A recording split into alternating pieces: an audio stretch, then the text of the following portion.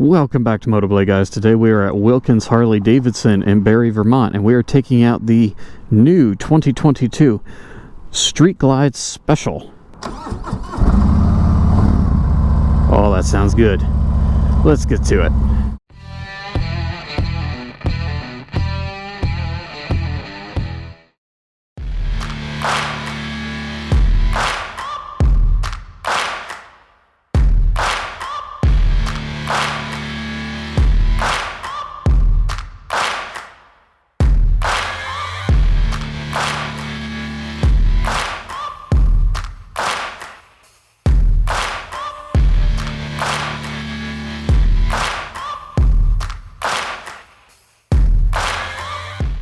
Alright guys, we are on board the new, albeit quite dusty, the 2022 Street Glide Special from Harley Davidson.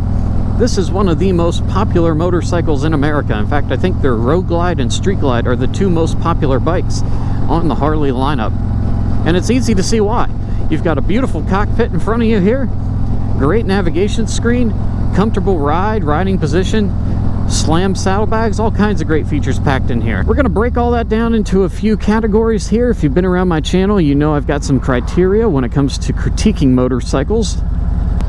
Whew, it's warm out today. Finally getting warm up here. Alright, the first category we're going to get into, guys, is comfort. If a motorcycle's not comfortable, you're not going to want to ride it. So comfort is my number one thing I look for in a motorcycle. That gets broken down into two sections: seat comfort and riding position. The riding position is fantastic. Bars come back a little bit, not too far, just perfect on this bike.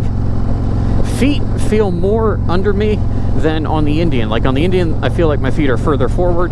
Here they're a little bit more straight down, but still forward of a perfect 90 degree. Very comfortable. The seat, I'm a big fan of custom seats. However, this is very cushy. I don't know how good the support would be long term. If you're going to take a really long trip, you usually want a stiffer or a firmer seat to provide more support, because after a while the cushion starts to get a little old on the old butt there when you're hitting bumps. However, this feels very comfortable out of the gate. It goes up my back a little bit, so I feel like I've got a little bit of a back support on the seat. And it is set up stock from the factory as their touring bike, of course, for 2-up. So you've already got the passenger seat and passenger pegs installed. My arms feel like they're in a very comfortable position. Don't feel like I'm, hunched forward to try to reach the bars. If you had longer arms, you might want to get an extended reach seat, because if anything, my elbows are bent just slightly. So for reference, I'm 5'8", 220 pounds. My arms are not that long, but if you are taller, got longer arms, longer legs, you may want to opt for an extended reach seat. So as far as comfort's concerned, I would probably give this about a 9.5 or a 10 out of 10. I mean, it's as good as you can get on a touring motorcycle from the factory. Very comfortable, good riding position. Moving on to our second category, we're going to discuss power. This has got the 114 Milwaukee-Eight engine in there. All the specials come with the 114. The standards come with the 107. Just so I don't get this wrong, I'll put it up on the screen for sure what the exact number is. But with this bike, you're getting somewhere around, I believe, 115 to 120 foot-pounds of torque with the stock setup for air and exhaust. Of course, you can bump those numbers up with a first stage or a second stage, third stage. Harley now even has something like a fourth stage kit that you can have your dealership install. They can do crazy stuff now with these things. So stock, you're looking at good numbers, but those can always be boosted with enough cash and enough time. You can certainly feel the torque when you take off in these corners. The throttle response is very smooth. It's not jumpy or grabby. It's just dialed in perfectly. Of course, at this point, we're using electronic throttles. We're not using cables anymore. We're all into this EFI electronic throttle system that's internally wired in your bars. It provides a very smooth response. So even if you dig deep into the throttle, it doesn't grab. It just applies the power very smoothly, very quickly, and it provides a great ride. let's get you guys a little demonstration here. We are in 4th gear. What's up, dude? I don't know what that was. That was not a motorcycle. That was like a Vespa. What the frick was that? All right, we're in 4th gear here, doing about 50. And all of a sudden, we're up to about 80 there. Excellent power response, excellent throttle. Very smooth application of power. Very, very nice. So I'm getting a very quiet ride right now. Again, I'm only in 4th gear, doing about 60, but I'm not getting any buffeting on my helmet. So if I was to be out on the highway pushing maybe 70, I would expect that the ride would be just as smooth as what I'm experiencing right now. Very, very nice. As far as handling is concerned, we can kind of dip the bike a little bit here, side to side. Very quick response. You feel like you're sitting upright a little more towards the front of the motorcycle, whereas on my Sportster I feel like I'm leaned back a little bit, and something like on a Road King I also feel like I'm leaned back. Here, for some reason, I just feel like I'm more forward on the bike. I'm a little more over top of that front wheel, and it feels like the response is very quick because of that. So very good handling, very nice response. I appreciate that, especially when you got to be dodging traffic on the highway.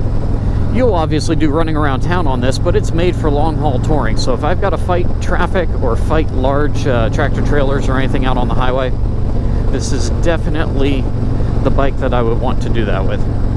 And I feel like I have gotten way out here past the point where I have no place to turn around. So this will be interesting.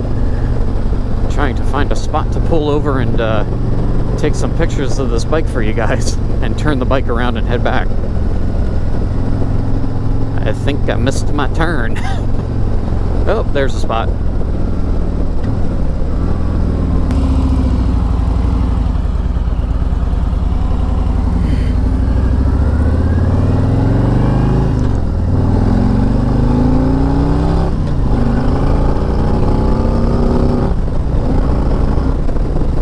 Very, very fast response there. Even in 1st gear, which is usually the gear that's going to throw you the most, you get deep in the throttle, that felt incredibly smooth. So whatever Harley has done to smooth out that electronic throttle response, they did a very good job with it. I'm impressed with that. As far as turning the bike around, you guys saw me turning it around back there on the dirt. It was a little bumpy, it was a little difficult to maneuver in there, but the bike felt very stable. It has a very low seat height. I have about a 30-inch inseam, so the bike felt very low, very stable. I was able to get my feet planted very easily on the ground with no issues with reach. So as far as handling is concerned, not only is it flickable, good handling at high speeds, but also very maneuverable when you need to walk it around or maneuver in like a parking lot. We're going to pull over up here and I'm going to go over all of the fancy digital stuff with you guys and do a walk around to the bike, show you the features. Much easier to do that when we're stationary, also much safer. There is one thing here, if I can figure out where the button is. I think it's this one if I press and hold it. Yeah, there it is. So Harley's given us this feature on the new display where you can press and hold a button on your handlebar and you can change the contrast. So instead of the black and blue, now you've got the orange and white. So depending on the glare or the contrast you need for the way the sun is hitting your screen, that's a nice feature to have. I wish I had that on my Indian.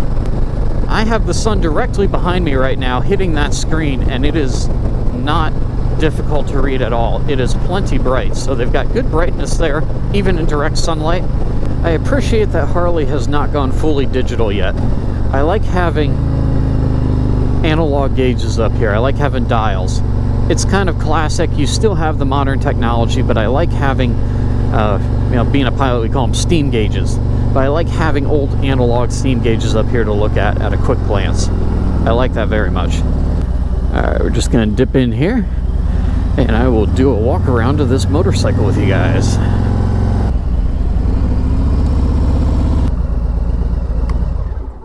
Brake, kickstand, there we go. So there she is in all of her glory. I nailed a few bugs on the way out here, I guess. Got the Daymaker LED headlamp, LED turn signals up front, dual floating disc brakes, front highway bar, No rear highway bar, which is an interesting choice. I would definitely want to put one on there just to protect my saddlebags in the event of a tip over. The Special comes with the complete blacked out look, which I'm a huge fan of on motorcycles. Not a huge fan of chrome. I like the chrome accents on the engine, but having blacked out pipes and blacked out everything else is a very nice touch. One of the other nice features of the Special is the stretch saddlebags. So a little bit more room than on the Standard. Nice deep pockets, plenty of room for your camping gear, a couple groceries. This is wide enough you can get a gallon of milk in there, I'm aware of that. So you can do a grocery run on this bike.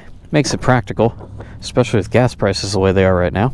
You've got docking hardware already back here in case you want to mount on a sissy bar or any of Harley's other accessories like a trunk. Set up, like I said, for 2 passengers. You got the pillion back here. You have pegs already installed for your passenger. The lights in the back, it's an interesting choice. I'm not sure why they went with halogen instead of the LED bulbs like up front. But reflector lights, nice LED trim light down here at the bottom. And of course your blacked out dual exhaust. They come with the shorty windshield, but of course 3 bolts out, new windshield in. You guys can extend that if you would like. And now we will go over the electronics on this motorcycle. So to navigate your screen, over here on the right handlebar control, you have a button to push in and enter, and then you have forward, back, up, and down for scrolling through things. If we hit enter here, we'll go into navigation. You can see you have navigation. You can cycle through information on there as well by flicking your button around for control. You can scroll in or zoom in, zoom out. You can do oriented above view, north up, or front facing up. This is of course a touchscreen, so if you want to get your location, you can enter that. You can go to the GPS, you can enter an address as well. Let's see, search. There you go. You got saved, recent destinations, set your home point, or you can transfer if you're connected to your phone. I'm not right now, so it's so it's not connected, so it's grayed out, but you can set up a route on the Harley Davidson app on your phone, transfer it directly to the bike, save you a little time. At the bottom, you can of course search for gas stations nearest to you, food, restaurants, Harley dealers, hotels, healthcare in case of emergency. Okay, interesting. Hospital, police, fire. Hey, that's kind of nice. So, nice navigation. I'm going to hold this button down again here, and we're going to change the contrast back to what it normally is, this grayed blue and black color. We'll go back home. If we go over here, we can enter music. We have an FM radio. Let's see, do we have volume here? There we go. Segment, and then it's going to happen before the end of the hour. It being the qualifying round for the ultimate. All right, so we've got radio. We also should have some different bands here, some sources. You can choose what you want for categories. That's nice. What else do we have here? We should be able to get audio settings. Ooh, we can adjust bass, treble. Do we have a fade? Probably have a fade option if you have a second set of speakers installed in the rear. And do we have a source option? I feel like there should be a source option somehow. There we go. AM, weather band, radio, FM. And if you're connected again with your phone via Bluetooth, of course you'll have that. To go home, over here on our left handlebar control, we just press in there, takes us back to our home screen. And then we can go over to phone.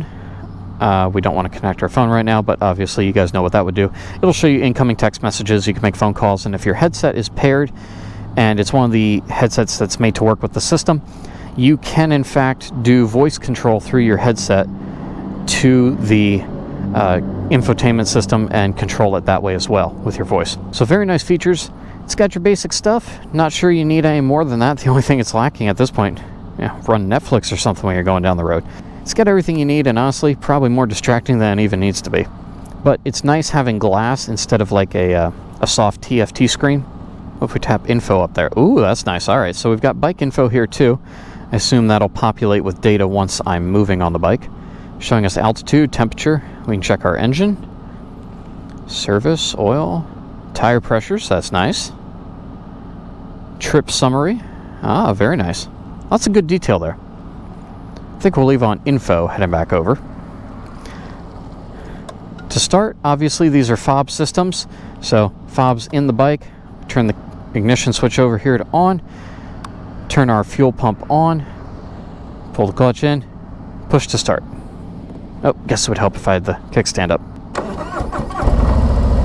We have a couple of other things on here. Obviously, you got flashers, turn signals, volume control up and down over here on the left, as well as scroll back and forward. Also have cruise control on here. I think it only activates over 25 miles an hour, but you do have cruise control with resume and, of course, up and down. Nice having that when you're all electronic throttle. It's very easy to control and set up. Let's put a little music on here and see how good the audio is on the road. FM. So you guys are hearing the audio inside my helmet from a microphone that's next to my lips. So you're pretty much hearing what the sound would sound like from the audio inside of your full face helmet.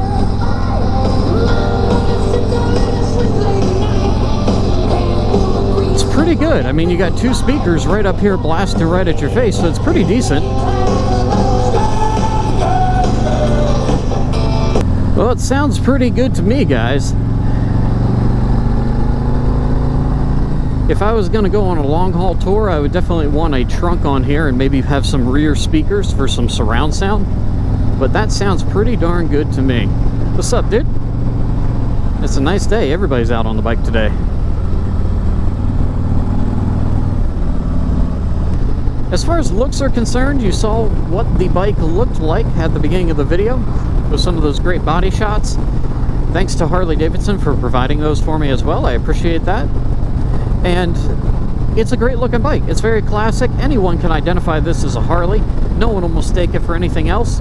The classic Street Glide batwing fairing and the single headlamp up front. Everyone knows what it is. It looks good. It's a classic look and it has not gone out of style. In fact, there's two Street Glides right there. What's up, guys? So in my opinion, it's a great looking bike. Its looks are subjective to everybody, but I think it's a very, very good looking bike. And I like what you are seeing in here, because you're really not looking at the front most of the time. You're looking at, you know, the cockpit here. And I like the blacked out gloss look. Very classy. I think it looks very nice. So that about covers my review on the bike. Let me give you guys my overall impression. I think it's a very good bike. I think it's a worthy contender if you are looking for a touring motorcycle. It's got great comfort, good handling, nice features, plenty of storage in those saddlebags for longer trips. I would give this bike a good 9 out of 10 in my book. Excellent touring option from Harley. Again, if you're looking for more power, you can always upgrade it, but sufficient power, I think, for highway and all-day touring, stock from the factory. Again, this is the special, so we're running the 114 Milwaukee-Eight. Oh, that's a lot of dust. Oh, that was nasty. If you get the Street Glide Standard, you're getting the 107. So again, decent power, not going to be quite as much as this. You may want to look into a Stage 1 kit. That would be my only suggestion there. I think you could just hop on, go on a great trip, and you would be very happy and not need to really change a thing on this motorcycle. So those are my impressions on this bike. If you guys like it, or if you have any comments or questions, please let me know down below. I will try to answer any questions you guys have on this. Big shout out to Wilkins Harley Davidson of Barre, Vermont for letting me do the test ride on this brand new 2022 Street Glide. I really appreciate it, guys. Thank you for getting me set up on here. If you guys enjoyed this video and found it helpful in some way, please hit that thumbs up button. Subscribe to the channel if you're not already. It's the big red button. Click the bell icon next to it. That will give you guys notifications when there are new videos to watch right here on MotoBlade. Thank you all so much for watching. We're back at the dealership and going to go take some more bikes out for you guys. So stay tuned to the channel for those. Till next time, y'all know what to do. Ride safe, ride on. I will catch you all in the next video.